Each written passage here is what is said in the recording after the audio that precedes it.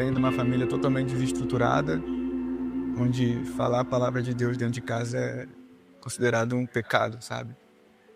E já tive problemas já com meus negócios, escolhas que eu fiz que não deram certo, fim de relacionamento, de casamento de 12 anos que eu fui pego de surpresa e acabou depois de 2 meses do casamento. Então, assim, costumo brincar que eu sou o terror dos terapeutas, né? E que em um momento da minha vida eu fui no fundo do poço e cavei mais 10 metros para baixo, sabe? Eu estava desesperado em casa, não sabia mais o que fazer, a quem recorrer. Eu estava estragando a vida da pessoa que eu mais amava, que é a Dani, porque eu não estava conseguindo ser para ela quem ela merece, sabe? A pessoa que ela merece, do lado dela. Foi quando eu tomei uma overdose de remédios, sabendo da consequência que podia acontecer. E eu não me lembro de mais nada, até hoje. Eu peguei os remédios e eu falei, se você ainda tá aí, que se eu voltar, que eu volte mudado, que eu não sinta isso tudo do jeito que eu tô sentindo hoje. E aí eu cheguei pro pastor Erle e falei que eu queria me entregar de corpo e alma para Deus, sabe? E aí foi quando ele, na mesma semana tinha um batismo, sabe? E aí eu fui batizado. E aí depois eu falei com o pastor Erle que eu queria servir de alguma forma, eu queria fazer pela igreja, pela CB Rio e por Deus tudo que eu estava recebendo naquele momento. Eu fui salvo literalmente por Deus e pelas pessoas que me amam. E naquele momento eu achava que ninguém me amava, sabe? E aí o pastor Erle foi uma bênção na minha vida. Me apresentou os grupos, né? O Jornada 180. Eu parei de pedir a Deus para resolver meus problemas. Eu só peço para Deus me dar força para enfrentá-los, sabe? E essa força eu encontrei aqui na igreja, sabe? Eu encontrei com os líderes, com os pastores, com os amigos que eu tô fazendo. Então, assim, sempre tem um caminho, sabe? E Deus foi o melhor caminho que eu pude escolher. Se eu puder deixar um recado para as pessoas, é que se dê a oportunidade de se entregar 100%, sabe? Parafraseando o pastor, de não ser um crente morno, sabe? Eu não quero ser mais um crente morno, eu quero fazer a diferença. Deus, vamos celebrar, gente? Testemunho lindo! Que testemunho lindo! Gente, alegria muito grande estar com todos vocês nessa noite. Meu nome é Nélio Paiva, eu sou um dos pastores da CB Rio. Privilégio estar com vocês presencial, pessoal do nosso online. No mês de novembro, nós estamos visitando e vivenciando as histórias de fé, amor e coragem. Que legal, né? Histórias de transformação, histórias que nos impulsionam, nos inspiram. Há 2 semanas atrás, o pastor Pedrão trouxe as suas histórias que deram origem ao seu livro. Aliás, fica a dica, é um livro sensacional para você ler e presentear. Mas eu creio que foi o autor cubano José Martí que falou a seguinte ideia que viralizou. A ideia é: todo ser humano tem 3 coisas a fazer antes de morrer. Quem sabe quais são as 3 coisas a fazer antes de morrer? Alguém já falou aqui: plantar uma árvore, criar um filho muito bom. E a última? Escrever um livro.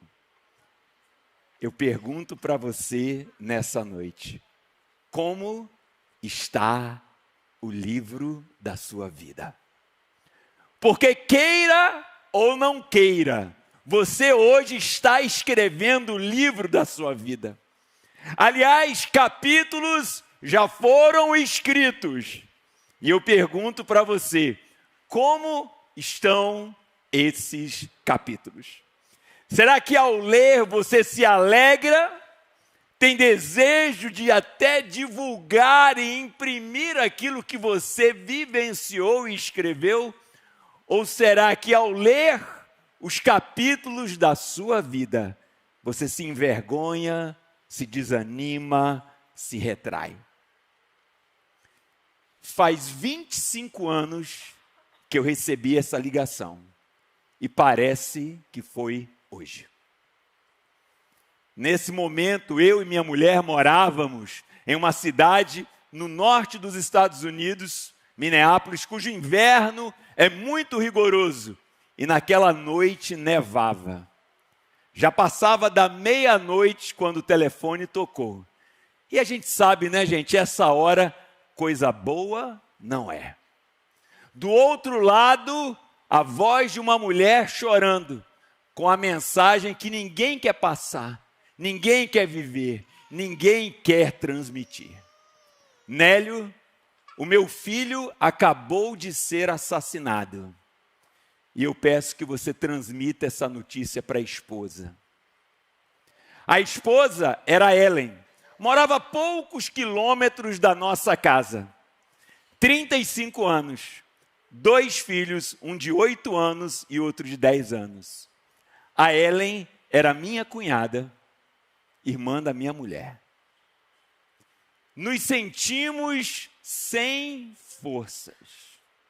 Liguei para um amigo meu, o Mike, falei, Mike, você tem que me ajudar. Como é bom ter amigos que a gente pode ligar meia-noite, não é verdade? E naquela noite nós rumamos à casa da Ellen para dar a notícia. Muito choro, muitas lágrimas. Já no dia seguinte nós tivemos uma ideia muito boa. Vamos fazer um memorial para ele que morreu, já que ele tinha sido assassinado no Brasil. E não pudemos participar do velório. Então lá nós resolvemos fazer um memorial para a viúva e para os filhos. E nós preparamos, planejamos onde vai ser, como vai ser, só que surgiu um obstáculo que jamais imaginaríamos. Aquele homem, com seus 37 anos, não possuía uma história sequer digna de ser falada, digna de ser celebrada. 37 anos de uma história cujos capítulos eram confusos, amassados, borrados, cheios de rabiscos incompreensíveis. Tivemos que fazer um memorial sem memória. Por isso eu volto a pergunta para você: como está a história da sua vida? E gente, não me entenda erradamente. Não irei falar nessa noite que a história que temos que construir é a história dos sonhos, que você tem que realizar os seus sonhos e batalhar pelos seus sonhos. Não é isso. Porque não precisa ser velho nessa estrada para perceber que ninguém tem a história que quer. Essa vida é cheia de imponderáveis, essa vida é cheia de variáveis intervenientes que mudam a nossa história a todo momento. Não é verdade? Não controlamos o tempo, não controlamos a economia, pessoas amadas se vão, fatores sociais, políticos, econômicos e até espirituais mudam a todo momento aquilo que nós planejamos. É como eu costumo dizer, todos temos uma história, todas as histórias importam, mas ninguém tem a história que quer. Porém, entretanto, apesar de não termos a história que queremos, eu creio de todo o coração que todos nós podemos ter sim uma história que vale a pena. Todos podemos, no final da jornada dessa terra, que nunca sabemos quando será, dizer: valeu a pena, valeu cada esforço, valeu cada lágrima, cada suor, valeu o sangue, porque Deus me ajudou, porque há um Deus que assim deseja, e um Deus que fez tudo o que nós precisamos para termos uma vida a qual não vamos nos arrepender. Você deseja ter uma vida da qual você não vai se arrepender no final? Quantos desejam? Você deseja realmente? Eu creio, pelo amor de Deus revelado na cruz, pela pessoa de Deus se revelando na história, na pessoa de Jesus, na palavra de Deus, que esse é o desejo dele para a nossa vida.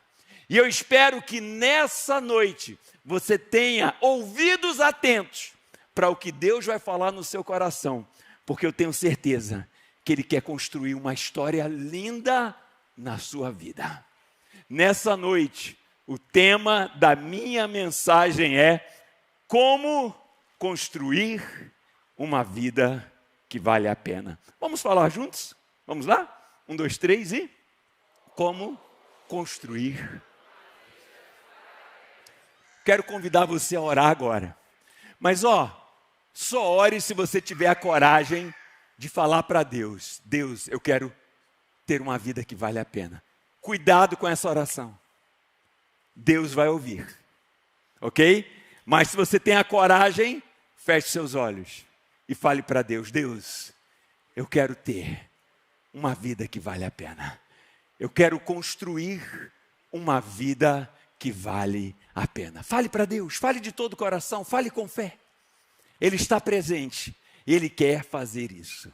Deus Santo, muito obrigado por essa noite. Eu te agradeço por esse desejo concreto, real, verdadeiro, maravilhoso que o Senhor tem, de que nós venhamos a construir uma história da qual não vamos nos arrepender.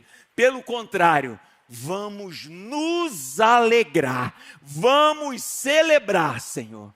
Nos ensina a fazer isso. Nos transforma, nos liberta, abre a nossa mente, os nossos ouvidos e os nossos corações, que possamos, Senhor, nessa noite, traçar uma nova direção para as nossas vidas. Eu oro em nome de Jesus, diga amém.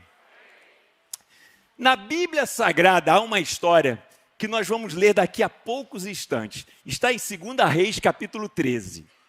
Mas antes de ler essa história, eu quero explicar que dentro dela há 3 elementos que hoje podem estar acontecendo na sua vida. E se você entender esses 3 elementos, você vai entender o texto e esse texto vai marcar a sua vida, eu tenho certeza. Vocês estão comigo? Vamos ver os 3 elementos? Primeiro elemento que estará dentro da história, eu chamo de momento de definição. Momento de definição. Na história que nós vamos ler, há um momento de definição. Nélio, o que são momentos de definição?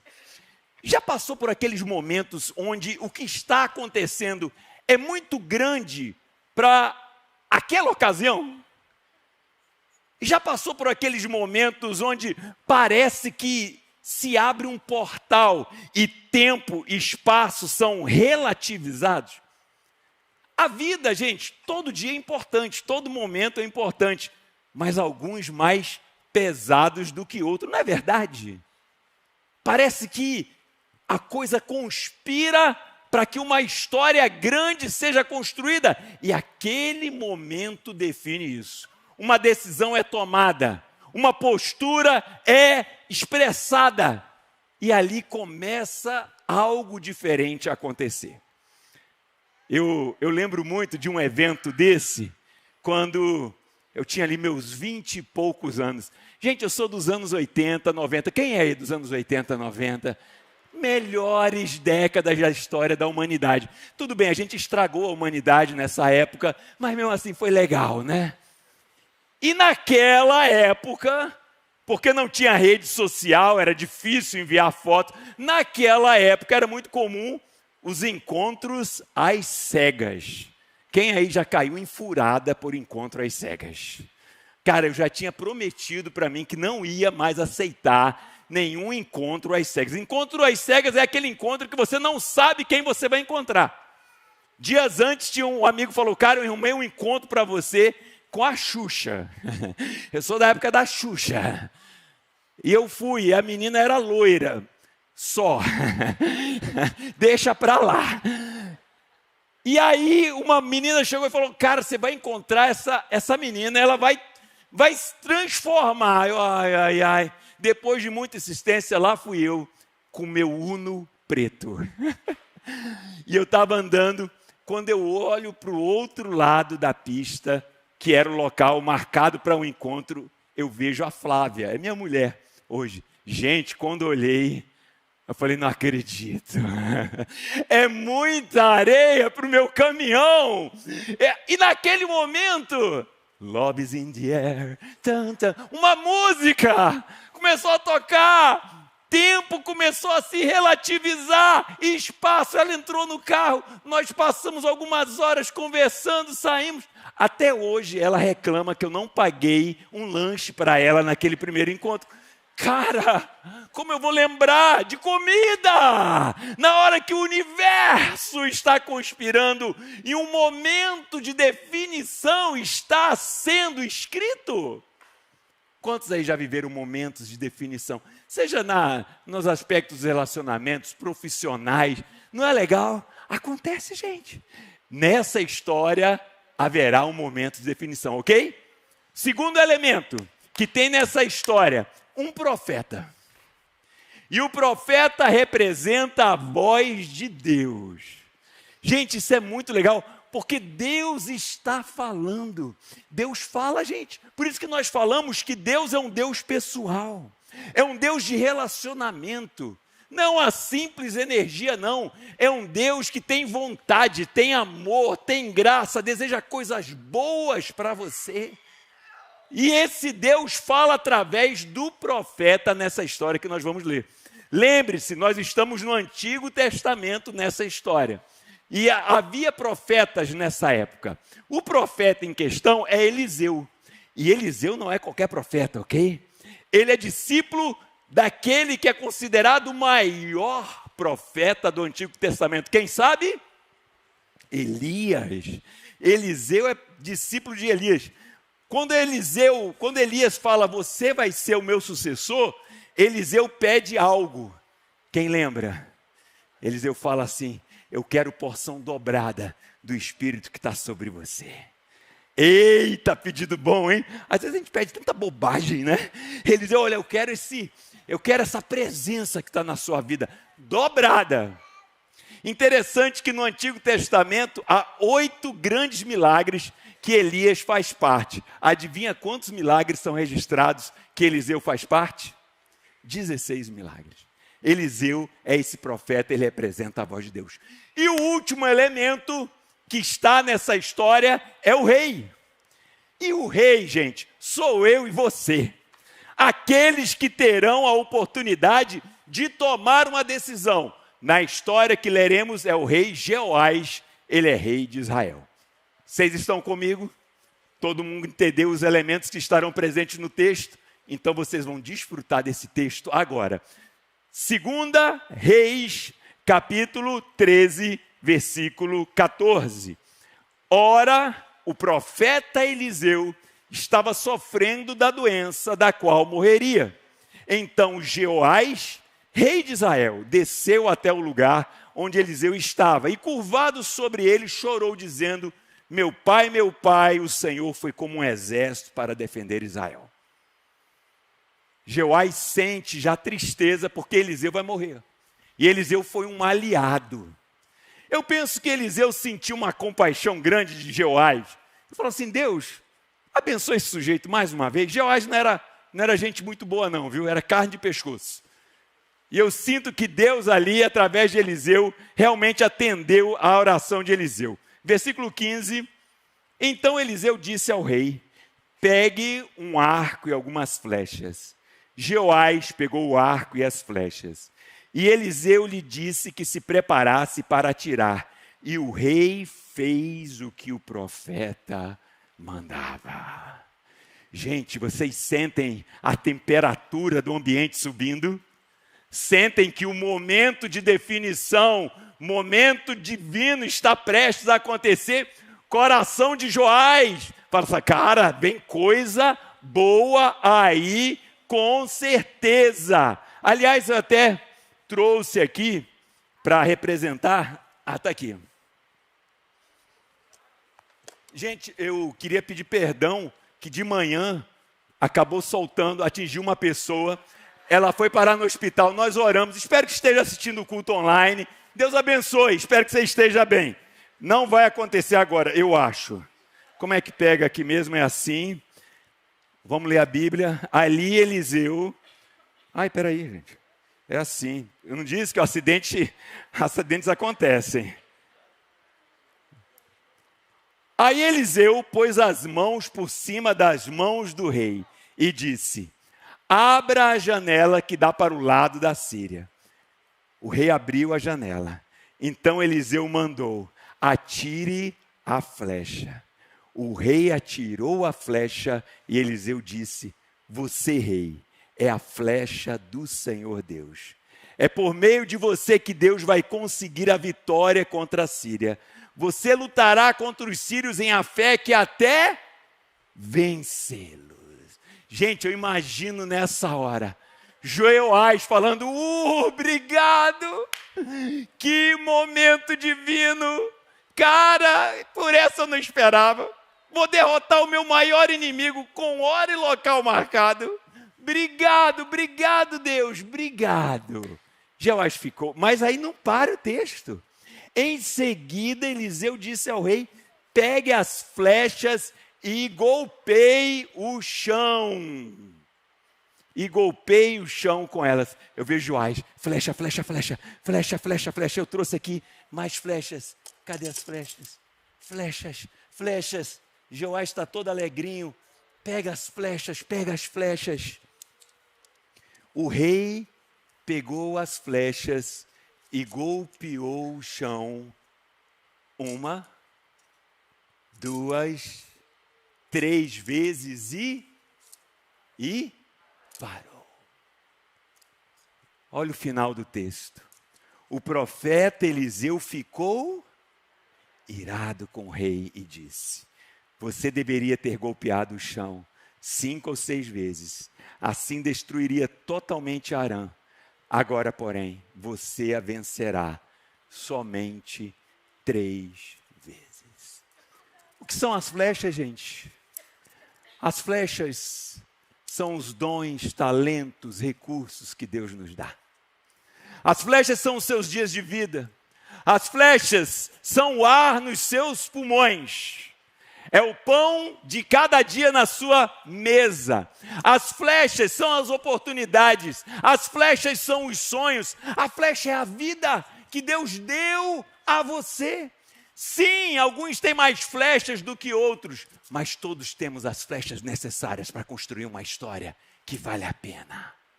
E nessa noite, eu espero que você aprenda isso diante de 2 verdades. Em primeiro lugar, use todas as flechas. A vida desse lado da eternidade é breve e é uma só. Pergunta: o que tem impedido você de usar as flechas que Deus te deu? Eu amo esse texto de Paulo, Filipenses. Paulo está preso.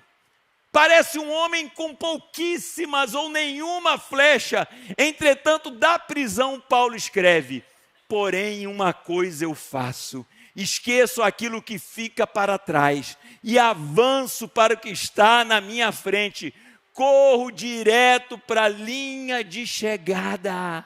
A ideia do texto original é de um corredor na hora do sprint, colocando a cabeça e o tronco, gastando todas as suas energias, todas as suas flechas. E o texto de Paulo continua: a fim de conseguir o prêmio da vitória. Esse prêmio é a nova vida para a qual Deus me chamou por meio de Cristo Jesus. O que tem impedido você de usar as flechas que Deus te entregou? Será que é o passado? Os erros do passado? O que aconteceu no passado? Não deixe que o passado lhe defina. Avance para o futuro que Deus lhe deu e quer lhe dar. Esses dias eu encontrei meu filho, estava com o Vini, e eles estavam indo para a academia, E eu tinha acabado de ler esse texto. E eu cheguei para eles e falei, para onde vocês estão indo? Eles, para a academia. E eles perguntaram, e você? Eu falei, estou indo para o futuro. Porque eu escolho o futuro. Eu escolher a escrever a história que Deus tem para mim. Não vou permitir que o diabo, com as suas mentiras, das quais você não tem talento, você é velho demais, você é novo demais, tirem das minhas mãos as flechas para construir a história. Vou abandonar o vitimismo, a reclamação, a ausência de fé. Vou batalhar as batalhas corretas. O que tem roubado de você as flechas. Espero que nessa noite você tome a decisão. Nada vai roubar das minhas mãos aquilo que Deus tem me entregado. Segundo lugar e último, golpeie até o fim, sempre no contexto da missão e do propósito divino. Golpeie até o fim. Quantas vezes nós desistimos antes do fim? Quantas vezes nós nos preocupamos com aquilo que é secundário, circunstancial, e não atentamos para aquilo que é o verdadeiro?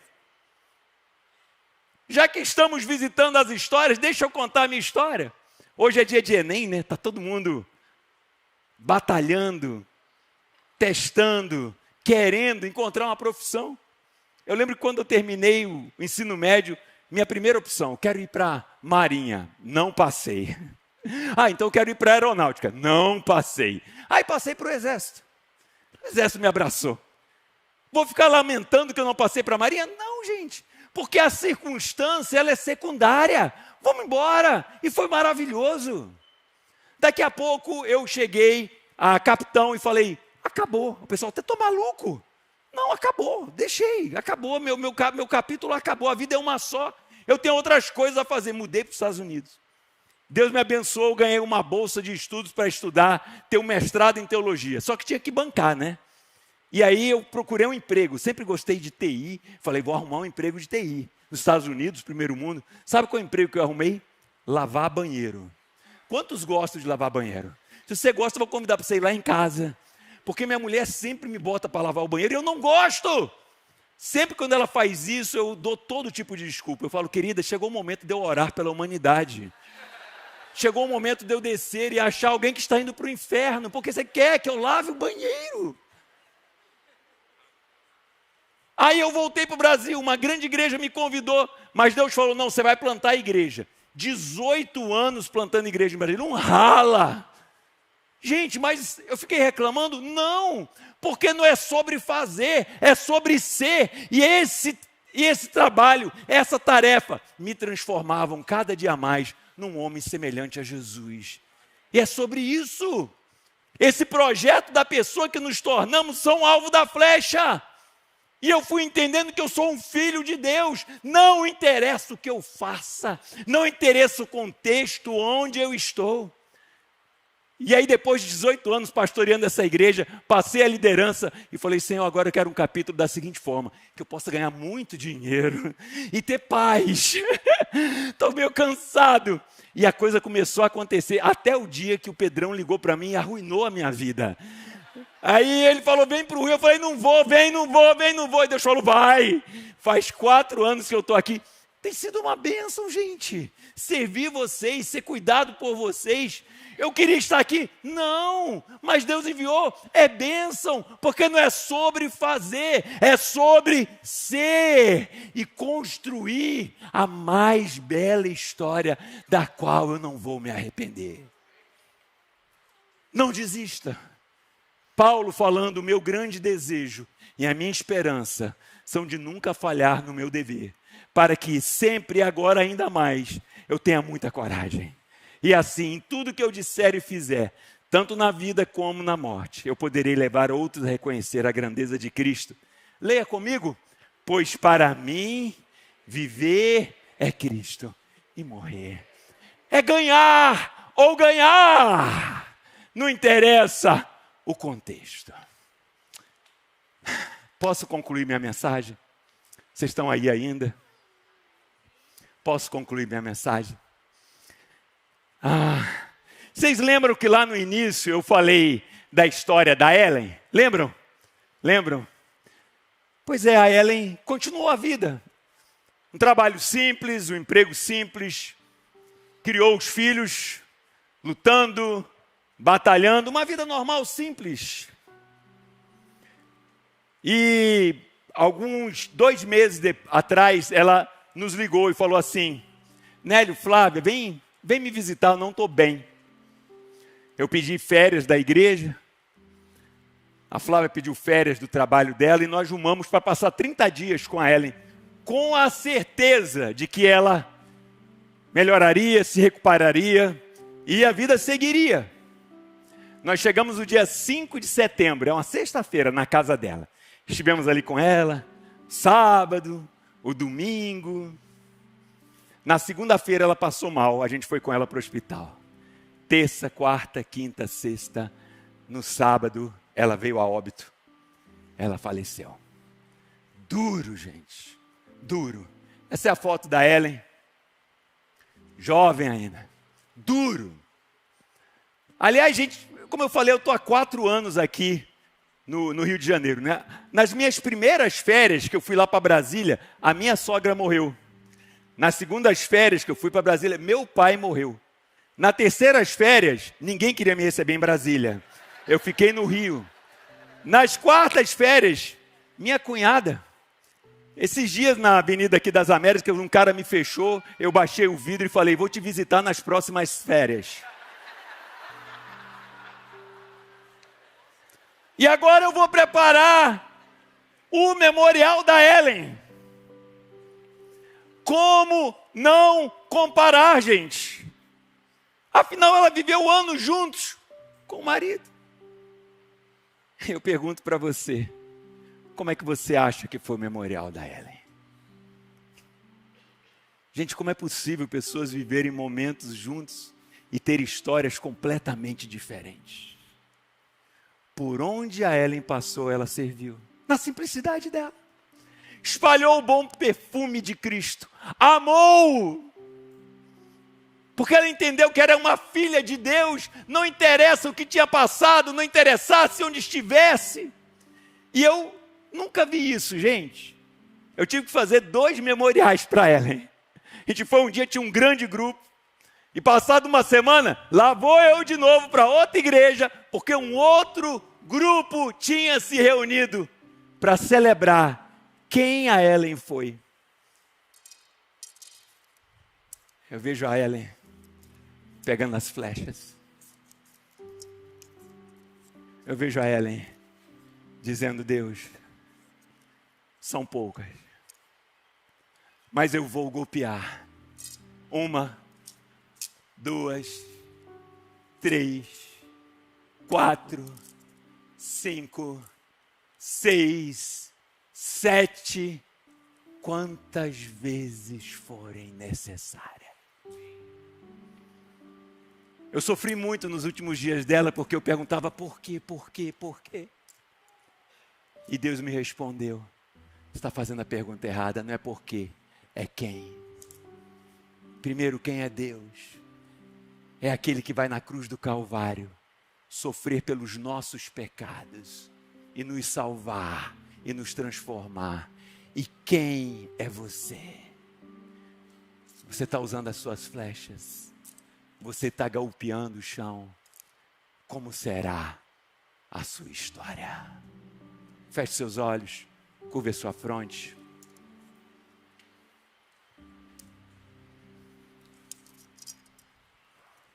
Espero que seja nesse momento, um momento de definição na sua vida.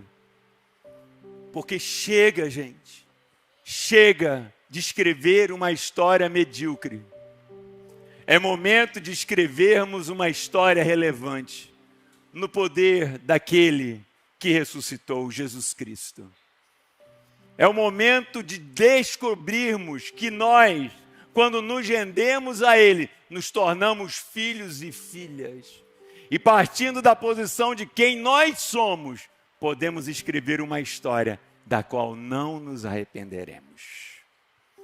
Hoje à noite pode ser um momento de definição na sua vida. E você não pode deixar passar. Se nessa noite você fala, Deus tocou, eu quero tomar uma posição, eu quero entregar a minha vida a Jesus, pela primeira vez, eu quero entregar a minha vida a Jesus. Erga sua mão onde estiver. Deus abençoe aqui. Mais alguém, erga sua mão onde você estiver. É o seu momento. Deus abençoe lá atrás. Deus abençoe. Erga sua mão, gente. Tudo que você tem é o agora. Tudo que você tem é o agora. Mais alguém, erga sua mão. Deus abençoe aqui. Deus abençoe. Erga sua mão onde você estiver e fale, Deus, eu me rendo a Ti. Aqueles que estão nos assistindo pelo online, se Deus falou o seu coração e nessa noite você diz, eu quero construir uma história que vale a pena. Onde você estiver, escreva, eu aceito. Nós estaremos orando por você, abençoando sua vida. Mais alguém nessa noite, não deixa passar em nome de Jesus. Erga sua mão com coragem e diga, eu quero uma nova história. E a gente vai estar orando por você. Mais alguém? Glória a Deus. Eu quero orar também por todos aqueles que dizem nessa noite, Nélio, por algum motivo, a minha rota foi se desviando, as flechas foram caindo pelo caminho, mas nessa noite Deus me alertou, e eu preciso novamente voltar a escrever a história da qual eu não me arrependerei. Se nessa noite você quer que eu ore e interceda por você, fica de pé nesse instante e nós assim vamos fazer. Feche seus olhos. Pai Santo, obrigado por essa noite, Senhor. Obrigado porque o Senhor quer escrever nas nossas vidas uma história linda, maravilhosa, que vai ecoar pela eternidade, Senhor. Uma história onde nós nos rendemos a Ti. E o Senhor nos mostra que nós somos filhos e filhas amados, queridos. Pai Santo, em nome de Jesus, livra-nos do mal. Livra-nos das mentiras, livra-nos dos enganos. Livra-nos de tudo aquilo que tem nos impedido de escrever uma história que vale a pena, Senhor. Faz-nos, Senhor, uma família, um exército poderoso. Pai Santo, em nome de Jesus, eu abençoo a vida de todos aqueles que dizem, eu quero construir uma história que vale a pena. Que o Teu poder, a fé, a esperança e o amor inunde as mentes e os corações. Eu oro em nome de Jesus. E agora, queridos, queridas, que o amor de Deus nosso Pai, a graça salvadora de Jesus Cristo e as consolações do Espírito Santo de Deus seja com cada um de vocês, desde agora e para sempre. Amém e amém. Deus abençoe, excelente domingo, vamos na paz do Senhor, vamos escrever uma história que não vamos nos arrepender.